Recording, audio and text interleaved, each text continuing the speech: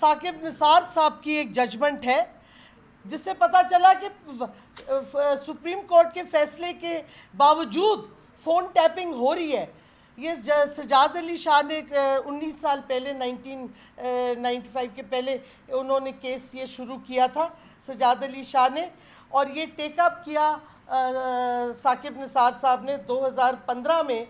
اور اس میں بڑی انٹرسٹنگ چیز ہے, آپ اس وقت کا ڈان اخبار اگر پڑھیں 4 جون 2015 کا, اس میں ISI نے ایڈمٹ کیا سپریم کورٹ کو کہ ہم نے 6856 یعنی کہ تقریباً 7000 فون ٹیپ کیے گئے مئی کے مہینے میں, ایک مہینے میں. یہ ڈان اخبار آپ نکال لیں 4 جون 2015 کا. ایکسپریس ٹریبیون بھی اگر آپ پڑھیں گے تو یہی خبر آپ کو اس میں بھی ملے گی. تو جو میں کہنا چاہ رہی ہوں کہ فون ٹیپنگ انلیگل کون سے ادارے کرتے ہیں؟ انٹیلیجنس ایجنسیز, کیونکہ ان کے پاس مینز ہیں, ان کے پاس ٹیکنیکل کیپبلٹی ہے. اور دوسری چیز کہ یہ جو کہ سپریم کورٹ کی ڈیسیجنز ہیں, ایک نہیں بار بار 1997 کے بعد 25 سال سے یہ اگریمنٹس ڈیسیجن ویلڈ ہے, کسی نے چیلنج نہیں کی. کیوں یہ انلیگل حرکتیں ہو رہی ہیں فون ٹیپنگ کی؟